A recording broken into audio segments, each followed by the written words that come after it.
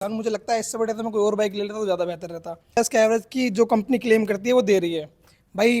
Company claim करती है इसका 66 का, भाई ये दे रही है मुझे। मैं भाई एक साल से परेशान हूँ सीट लगाने के चक्कर में भाई, तुम तो अभी पहली बार ही देख रहे हो। सो वेलकम बैक गाइज, स्वागत है आपका अपना चैनल शॉर्ट ऑन MT15 में। आज हम आपके लिए एक वीडियो लेकर के आए हैं। इधर मैं आपको दिखाता हूँ, हमारे सामने खड़ी है 2024 का मॉडल। काफ़ी डिमांडिंग मॉडल रहा है, लुक्स वगैरह लेकर के काफ़ी प्यारी बाइक रही है।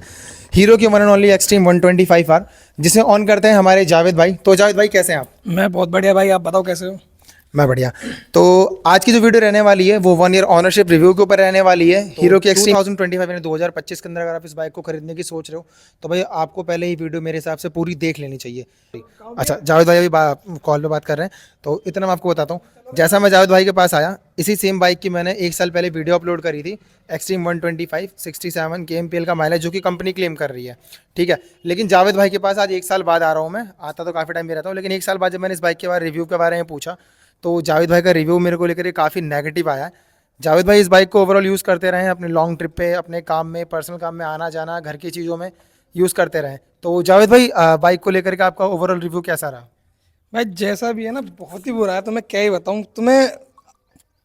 भाई कमियां ही कमियां है, अच्छी तो कोई बात है ही नहीं किसी भी चीज़ को लेके।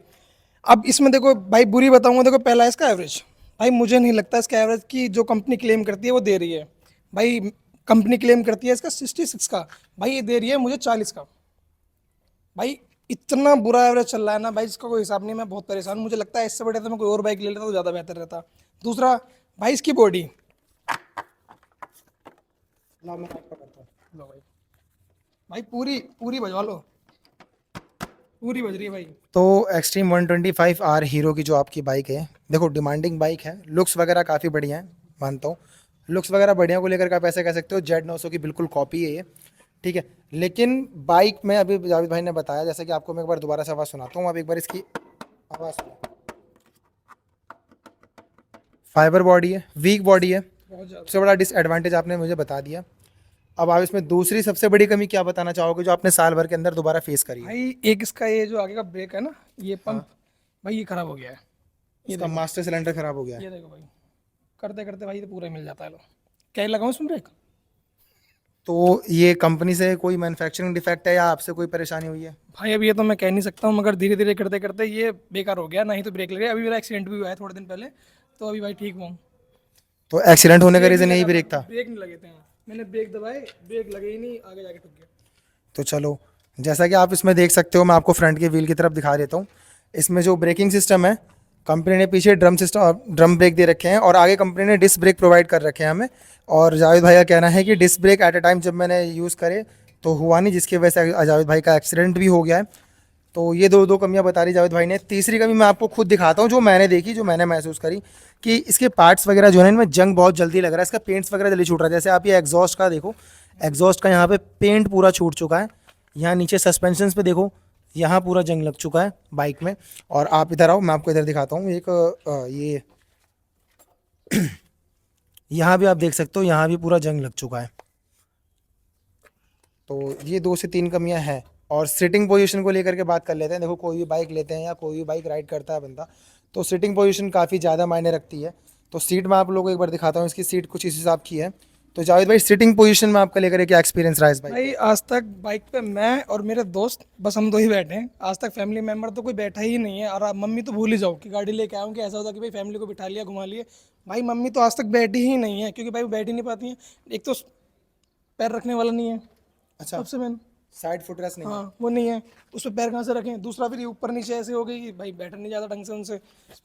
हाँ, और भाई तुम्हारा एक प्रॉब्लम हो रहा है इसके इंजन में। अच्छा, इंजन में क्या प्रॉब्लम है भाई? भाई इंजन में आवाज़ आने लग गई है टाइमिंग चेन की, बहुत ज़्यादा। जैसे तीसरे गियर में अगर धीरे धीरे गाड़ी चला रहा होता ना, टक टक टक टक टक टक गड़ ऐसी आवाज़ आने लग जाती है। तो जावेद भाई का कहना है कि जब से उन्होंने ये बाइक परचेस करी है, उसकी फर्स्ट सर्विस के टाइम पे इन्होंने जब शोरूम पे गए थे ये सॉरी जब सर्विस सेंटर पे गए थे ये, तो उन्होंने ये बाइक सर्विस के लिए दी थी। और सर्विस के टाइम पे उन्होंने एक कंप्लेंट बताई थी कि इसमें छोटा सा एक नॉइज़ प्रॉब्लम हो रहा है। इंजन में टक टक टिक टिक करके जो वॉच की आवाज़ ऐसे आती है ना। इस पे ऑयल भी खत्म, बिल्कुल जीरो निकला था।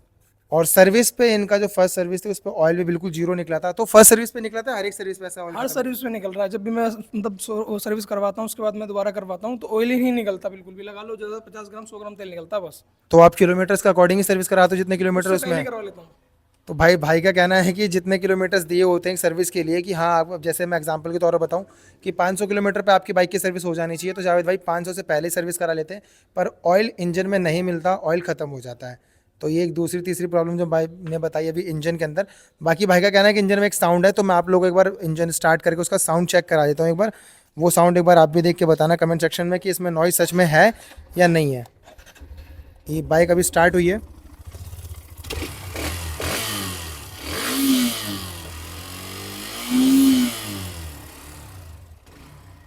जैसा कि मैंने अभी बाइक का इंजन स्टार्ट करके देखा, इंजन में साउंड दिखाया आपको, आपको साउंड सुनाया मैंने, मेरे को खुद को ये नॉइज़ फील हुई है हल्की फुल्की, मुझे नहीं पता आपको फील हुई है या नहीं हुई है। तो आगे देखते हैं।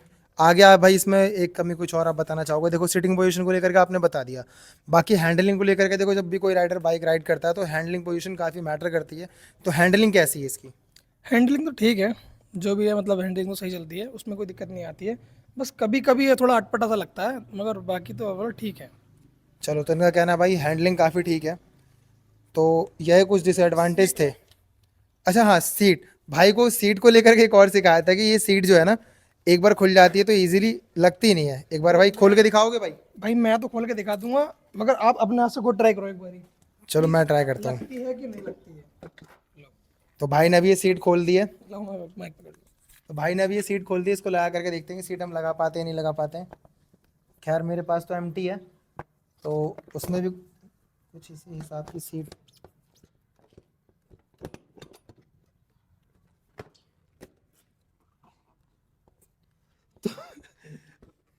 तो ये लगती कैसे है?